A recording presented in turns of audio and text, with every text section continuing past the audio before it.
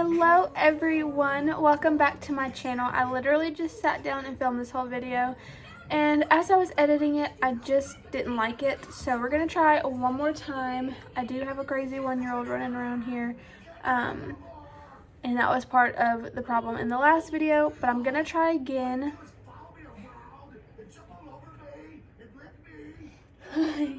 She's standing up on everything, so she's holding on to me standing up because I swear she's gonna be walking so soon. But today we're gonna be doing my financial budgeting video. Everyone's financial situation is different, so take it with a grain of salt. I'm just gonna share some tips and tricks and kind of like what we do and go from there. So first things first, if you can find someone you trust who is a financial advisor that you can work with, that has been a game changer for us. And the more I research about it and the more people I talk to, there's a lot of people that have financial advisors. You just don't talk about it. But I know a lot of young couples on the YouTube community who have done these videos, and they're like, yeah, we've had one since we were like 19. It's just something that is worth it and also makes your budget and your financial situation so much easier if you can find someone that you trust. So definitely look into that if you can. And then from there, you just got to go through. You want to have your income and you want to have all of your bills. So for us, one of our bigger expenses is medical. I am diabetic, so all pregnancies for me are high risk, which brings on a lot more ultrasound specialists, more doctor's appointments, more insulin, more things that cost a lot of money. So between that, she came early, so she was in the NICU for almost a week. So then that's an added expense that you don't necessarily always plan for. Now we know that we're always going to plan for that, it may not be the same situation next time, but more than likely it will be. So we're going to kind of try to game plan for that. And then medical is one of those things that you can just get away with paying the bare minimum with. So pay them $10, $20, $30 a month. Some people are going to kick back and say, hey, that's not enough. You can fight with them on that. And if you have a financial advisor, they can kind of help you walk through doing that. But 9 times out of 10, $20 a month is going to be fine. But I have even had some of the people kick back and say that's not enough. I mean, even some people, $100 a month is not enough. And I've had to fight them and say, I have 9 other medical accounts I'm trying to pay for. This is all you're going to get from me. So you just kind of have to get that one going. That was a little tricky. If you have medical expenses, you probably know. But just get that set up where you can.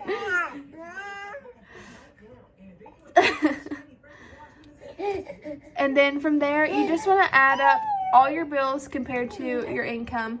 And then what I would say is like your car notes, your electric, your mortgage, or your rent, or whatever it is, just get it all there. You also want to include groceries and gas as a bill so that you know that you have this amount of money for that. And if you want to do that last, so what I do is I do all of our bills, all of our income, how much we have left, and then I'm like, okay, how much do we need for groceries a week, or what can we get away with for groceries this week, and then how much gas do we need, and so forth. And so then I add that in, take that away from our income total for the month or the week, however you want to do it. Weekly works better for me. I like to break it down even smaller because I'm on a commission-based income, so my weeks are different every week. So I I lowball my income, and then whatever's extra just goes straight into savings for us.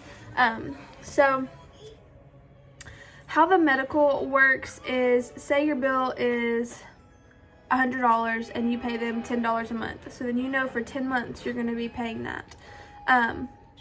And that kind of gives you an idea of, okay, I can do this for this long, and then once that's over with, that $100 can go into another medical account, or you can just put it into savings and keep all the other ones the way that you're doing. I personally like to pay them off as fast as I can, so I pay a little bit more here and there, and then when one's over, we just take that, say that $10, and we apply it towards another one.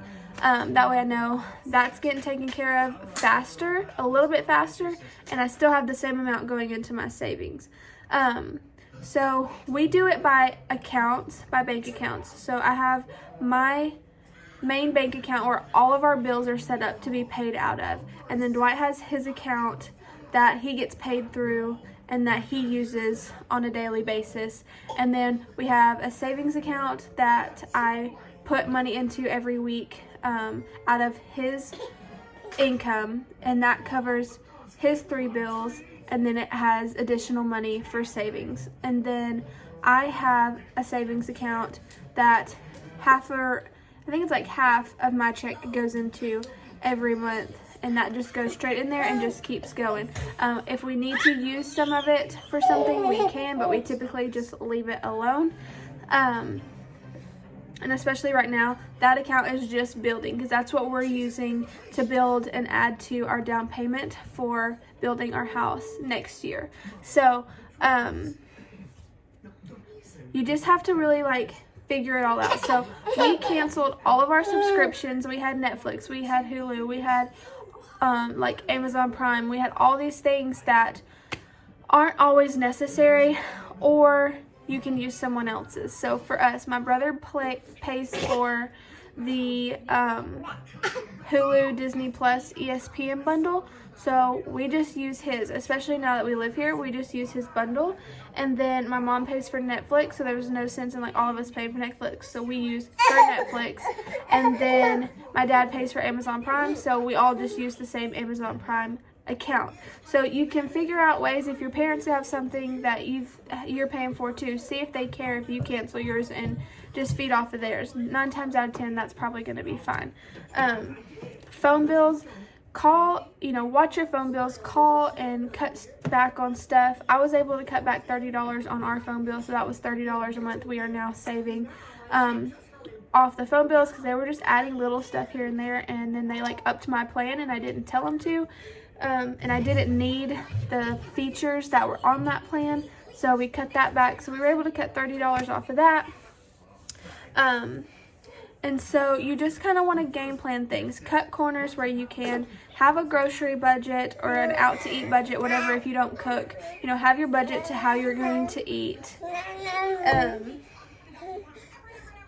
And then you want to, and then everything that's left after everything is paid for just goes straight into savings. You can do 2 separate savings. I have to have a rainy day savings, and then I have our actual savings for the house. The rainy day savings is not something we've always been able to have. We've just now been able to have that. And you can choose how much you want in there, 500, 1,000, 2,000, however much you want in there. And that's just for we have dogs. So if the dog has an unexpected vet visit, or she has an unexpected doctor's appointment, or the car breaks down, or the roof caves in on the house, just whatever it is, you just want to have that money set aside for that, and then you still have your other savings that you don't have to touch when those kind of things come up. Now, if it's easier for you to just have it all in one, have it all in one, totally fine, but still know how much you kind of have for what. That way you make sure that your savings account that you may be saving for something specific is not being hurt by those things, if that makes any sense. So yeah, that's pretty much what we do. So I just take, I asked Dwight, how much do you need a week? And he gave me that amount, and then I decided how much I need in a week. And so when we get paid on Fridays, I make sure that that amount is in our accounts for our debit cards, and we have that. And then I divvy up everything else into the accounts to pay the bills. So we have one account that has money in it for just bills. All of the bills come out of that one account. And so I make sure we know how much through our financial advisor he's helped. And if you can do this on your own, that's great. But for me, it was just a lot easier to have help. So then we know how much has to be in each account every month or week in order for everything to be paid. So we put that in there, and then everything else goes into savings. So like I said, I put so much into savings out of Dwight's income, and his just keeps growing from there. And then I have a certain amount that goes into mine, and that's just kind of how we do that. We kind of do it a little bit separately because he does pay for his truck, the Ranger, and his boat, and then I pay for everything else. I mean, our money is our money, and if I need something, he'll buy it, and if he needs something, I'll buy it. Like, it's obviously, it's all ours, but just like as far as how our checks go, that's kind of how we divvy our checks every week. So if he needs $300 a week to cover his bills for the month, then that's how much you would put in that account every week out of the checks. So you just have to figure out what you need and make sure, for one, that you're making that much. And if you're not, then you need to reevaluate things like the subscriptions, or, you know, like when at home, before we sold our house, like 6 months before we ended up selling our house, we just cut cable altogether, because it wasn't really necessary, because we had access to Netflix, Hulu, Disney Plus, all those things. So we just cut cable out altogether, had Wi-Fi, and then used Netflix and Hulu and Disney Plus and things like that. So you can find ways to make it work. You just have to really sit down, and you both have to be on the same page. Me and Dwight have not always been on the same page when it comes to money and what we're going to do with our money. But over the last couple of months, we have definitely had more conversations than probably necessary. But it's just to, you know, reevaluate and make sure that we are both on the same page. We constantly are talking about what we want to build and the things we want to have when we build. For us, we're going to be probably building our forever home. And so there's things that I normally probably wouldn't say is necessary, but I would like one day. So if I can save up, if I can add that much more to our savings right now and just go ahead and get it, then that's less like I have to come up with later on, and more that I can keep in savings later on. So that's kind of how our budgeting works. There's tons of other videos here on YouTube that you can find. If you guys have any questions, then let me know. I'll be happy to answer things any way I can. Like I said, everyone's situation is different. So if you have something specific you want to ask, just DM me or comment below, whatever you want to do. And I can kind of better answer the question according to what you're needing, I guess. But like I said, we just really watch our numbers, and like I said, I always lowball everything when I'm making our budget, even hourly. Like if you work in construction like Dwight does and the weather is the way it is, he may not work 2 days a week because of rain or snow or whatever. So that's, you know, 10-20 hours or whatever off of his paycheck that we weren't expecting. So I always lowball everything, and then if you make more, then that's just extra that you can either throw right into savings, or if you were short on something, or you need more groceries than you thought or whatever, then you have that. But yeah, so short and sweet little, this is just kind of like what we do. She's getting really frustrated. But I hope you guys enjoyed this video. If you have any questions, feel free to ask, and I will help you guys the best that I can. If you have any other advice videos you want to see, please let me know, and I'll be happy to do those. Subscribe if you haven't already to join the chaotic life of me and a 1-year-old, and I will talk to you guys soon. Bye.